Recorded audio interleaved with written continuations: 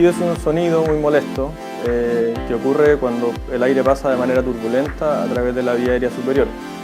Puede ser un problema a nivel nasal, puede ser un problema a nivel del paladar, de la orofaringe o de la hipofaringe, que es la parte más inferior de la garganta.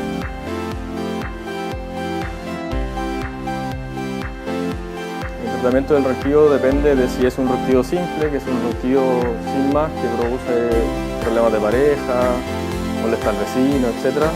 O si eso va de la mano a una apnea del sueño, que son periodos en los cuales uno deja de respirar a consecuencia de la obstrucción de la vía aérea superior, y eso sí que requiere un tratamiento mucho más exhaustivo, porque esto trae consigo problemas como hipertensión arterial, problemas cardiovasculares, infarto, diabetes, incluso cáncer.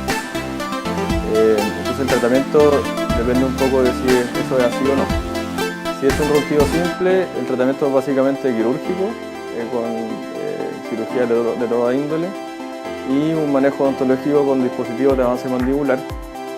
Y si esto va acompañado de apnea, puede ser ese tipo de tratamiento, tanto quirúrgico como dispositivos de avance mandibular en casos de apnea leve, o el CPAP, que es una máscara que introduce aire a presión positiva a través de la vía aérea y que soluciona el problema en la gran mayoría de los casos.